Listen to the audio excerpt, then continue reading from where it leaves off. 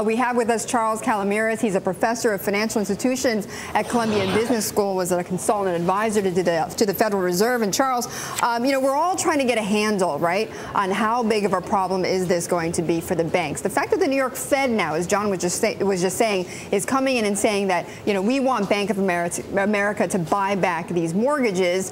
What does that tell you? It raises a lot of questions in my mind, Betty. And I mean, the only certainty at this point is the uncertainty that's being created by this. On top of all the controversy about the robo-signing and the foreclosures and Bank of America then coming back this week and saying, no, we're going to go ahead and proceed anyway.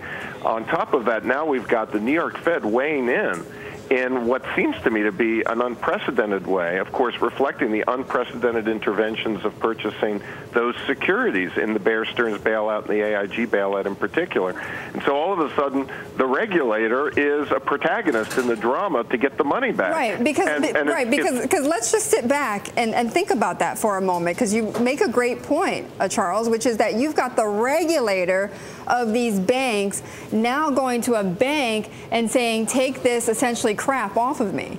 And it's working outside of what I would describe as normal legal channels. Remember, there are legal disputes that are ongoing having to do with whether Bank of America is obligated to take back some of these debts. So in addition to the ongoing legal disputes, all of a sudden through the side door, the regulator basically seems to be doing some arm twisting. That is really disturbing, and it just adds to the huge uncertainty that's not just affecting the bank stocks, but if you affect the bank stocks in that way, you affect the credit channel, and it adds more grief to the supply of credit in the economy. Every time you affect bank stock prices, you reduce the supply of credit. Right. There is a direct connection.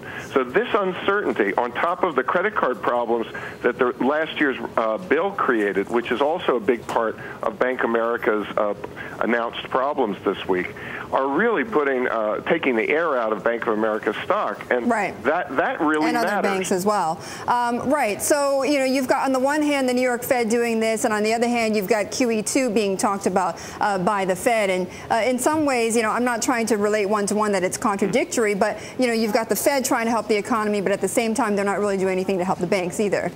Exactly. I think that in fact they're raising expectations hugely. And there's going to be big disappointment about QE2.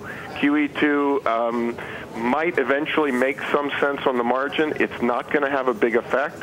It's not necessarily being implemented well either. In my view, actually, it's not being described well. It's not being explained well, and maybe it's not going to be executed well. I think that we have a lot of concerns right now. Yeah. Okay, Charles, we'll have to leave it there, but thanks so much for joining us. That was Professor Calomiris joining us this morning from Columbia Business School.